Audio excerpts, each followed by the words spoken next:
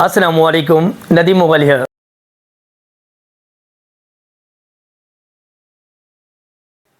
Now चौथी adjustment पे आ गए हम, और वो है अनकलेक्टेबल अमाउंट और बैड डेट्स। बैड डेट्स और अनकलेक्टेबल अमाउंट का मतलब है पैसा डूब जाना, रकम डूब जाना। कैसे डूबती है रकम?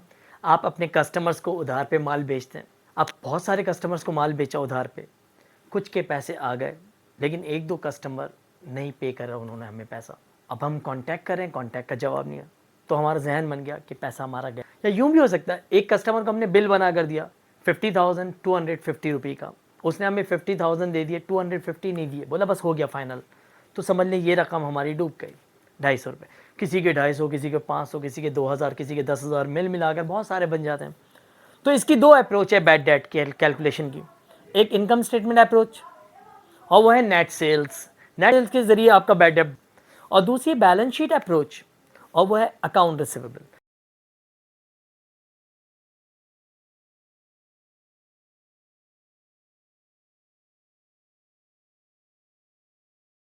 पहले हम इनकम स्टेटमेंट अप्रोच के ले रहे हैं।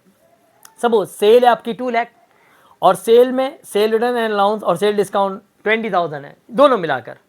अगर अलग अलग अमाउंट हो तो माइनस, तो 2 लाख में से 20 गए, 180 का 5% निकाल। देखिए इन्होंने लिखा बैड डेट इज एस्टिमेटेड, अंदाजा किया गया एट 5% ऑन नेट से।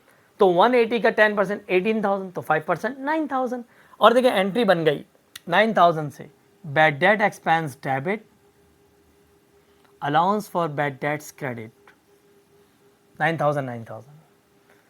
अब ये बैलेंस शीट में कहा जाएगा, एसेट में अकाउंट सेल जैसे सपोज करें ऐसे ही 20,000 है, और अलाउंस फॉर बैड डेट 9,000 हमारा माइनस हो जाएगा।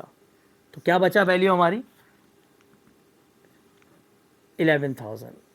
ये बची हुई वैल्यू अकाउंट रिसीवेबल की है।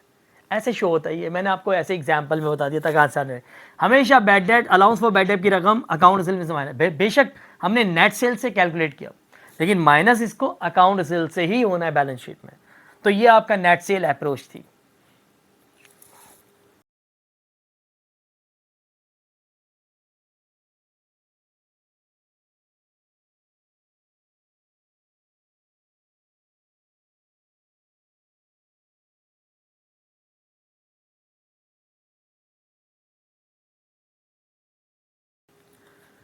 नाउ अब हम नंबर 2 पे आ गए, balance sheet approach account cell. Account cell की ट्रायल बैलेंस में वैल्यू मौजूद है 20,000।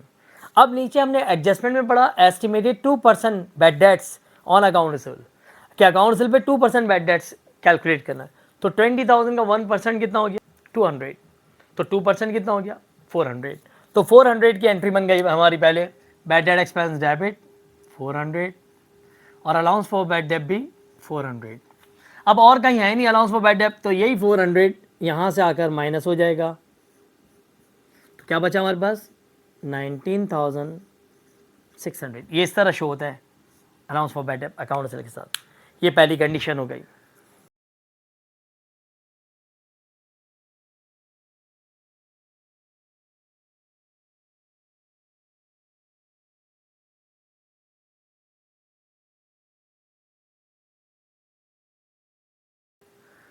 तो सेकंड कंडीशन पे आ गए अब हम। अकाउंट रिसीवेबल की वैल्यू 20,000, और इस दफ़ा ट्रायल बैलेंस में ही allowance for bad debt credit balance दिया हुआ 300। अब पहले यहाँ गए हम, estimated 5% bad debt on account receivable. पहले तो अकाउंट रिसीवेबल 20,000 का 5% हमने कैलकुलेट किया, वह है 1,000। और 1,000 में से जब भी अगर क्रेडिट बैलेंस हो तो माइनस हो जाएगा। तो 1,000 में से 300 माइनस किया तो क्या बचा हमारे पास? 700। एंट्री 700 से बन गई, bad debt expense debit, allowance for bad debt credit. Entry इस तरह बनी।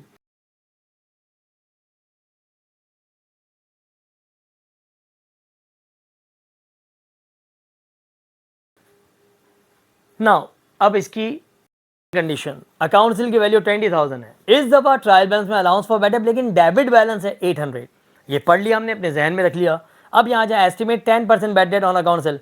20,000 का 10% 2,000 होता है। 2,000 में 800 डेबिट की वजह से प्लस कर लें, क्रेडिट हो तो minus allowance for bad date, और डेबिट हो तो प्लस, तो ये हो गया 2,800। एंट्री सेम बन गई, bad debt expense debit, allowance for bad debt credit. ये इसकी कंडीशन थी।